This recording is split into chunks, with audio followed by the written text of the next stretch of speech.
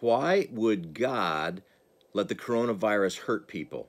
That was a question a friend of mine asked recently, and she knew I was a person of faith, and so I know she wasn't asking to be inappropriate.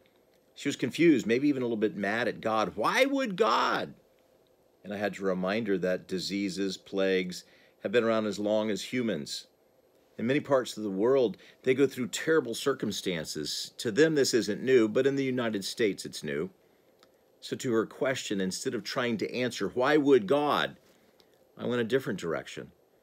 I took her to a place in the Bible called the Psalms. King David wrote many of these Psalms when he was going through the toughest times of his life.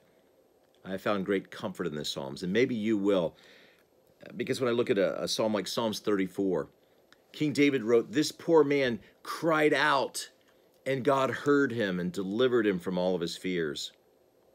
That's been me many times in my life. Maybe you. Maybe you're in a place where you need to cry out.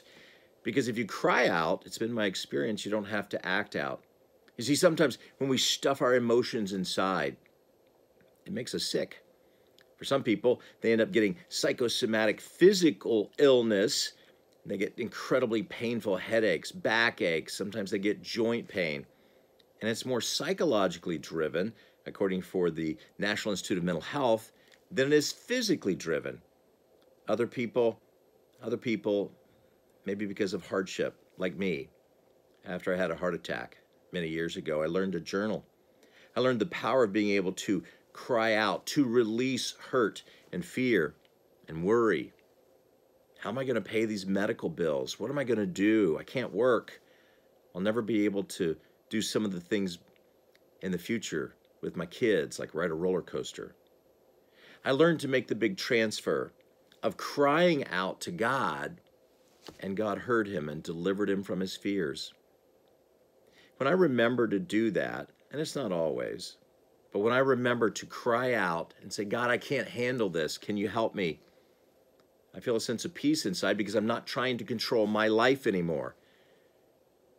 If you've ever been to a 12-step group, you know they talk about surrendering your life to the control of God as you understand God. Who's in control of your life today? Wasn't that a popular country song years ago? Jesus, take the wheel.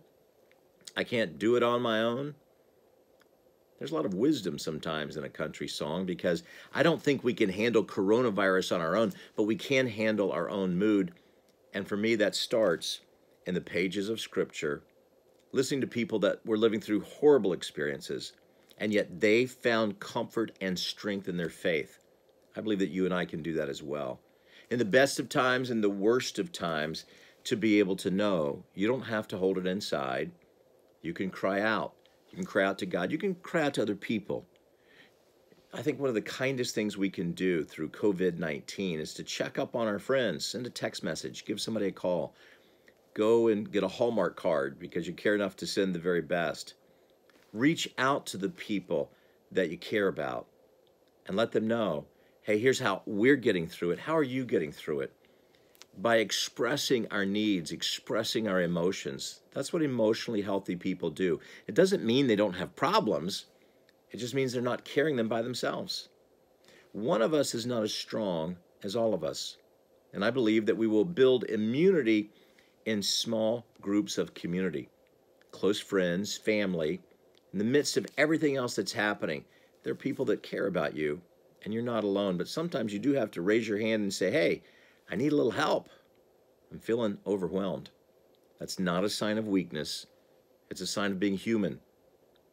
If you're going through this experience and you feel very alone, I want you to know we have a website, lifeworksgroup.org, lifeworksgroup.org. We've posted a lot of resources. There's a YouTube channel, LifeWorks Group, and I've created resources along with our counseling team here in Orlando because we don't want you to feel panic, to move from panic to peace of mind. And yes, some of that's spiritual, some of it's relational, reaching out in relationship. Some of that's behavioral, changing your habits. Some of it absolutely is physical, getting enough sleep.